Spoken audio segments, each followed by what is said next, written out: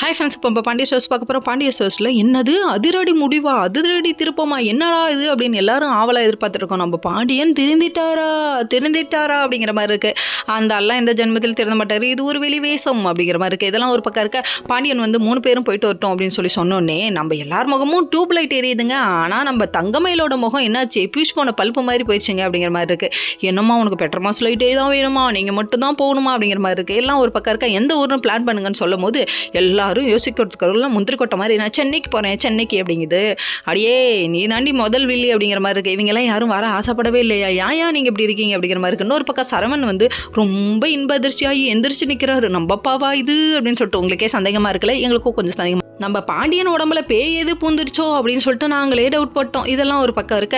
இவங்க வந்து யோசிக்க ஆரம்பிச்சிட்டாங்க. நம்ம மீனாவும் செந்திலும் யோசிக்க ஆரம்பிச்சிட்டாங்க. நம்ம சரவணன் அண்ணனுக்காக போய் தான் ஆகணும்னு நான் நினைச்சேன் அப்படின்றாங்க. நம்ம மீனா ஒரு பக்கம் எதுக்கு போன தடவை சென்னைக்கு போனதுக்கு என்ன பாடுபடுத்தினார், இந்த வேலை செய்ய அந்த வேலை செய்யன்னு ரூமை விட்டு எங்கேயும் போகல.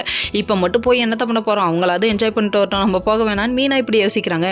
இன்னொரு பக்கம் ராஜ் என்ன முடிவு எடுப்பான்னு தெரியலையே, அவங்களும் கண்டிப்பாக இந்த முடிவை தான் எடுத்திருப்பாங்க. நல்ல ஒரு வேவ் லென்த்தில் நல்ல சிஸ்டருக்கு வேற லெவல் அப்படிங்கிற மாதிரி இருக்குது. இது ஒரு பக்கம் இருக்க. ராஜி ஒரு பக்கம் நம்ம போகணுமா, நான் வந்துட்டு டியூஷன் எடுக்கலான் இருக்கேன் அப்படின்னு சொல்லி சும்மா ஒரு பேச்சுக்கு சொல்ல, ஐயோயோ நீ இதெல்லாம் ஏன் பண்ற பண்ணக்கூடாதுன்னு சொல்லிட்டு நம்ம கதிரோட ரியாக்ஷனை பார்க்கணுமே. பொண்டாட்டி மேலே அவ்வளோ லவ், கஷ்டப்படக்கூடாதுன்னு கல்ல வெக்கப்படுறத பாரு அப்படிங்கிற மாதிரி இருக்குது. இன்னொரு பக்கம் வந்துட்டு கண்டிப்பாக நீ இதெல்லாம் செய்யக்கூடாதுன்னு சொல்லிட்டாரு. அதனால சரி பரவாயில்ல இப்போதைக்கு கதிர்ட்டு மறைச்சணும்னு சொல்லிட்டு இவங்க மறைச்சிட்டு பிளான் பண்ணுறாங்க.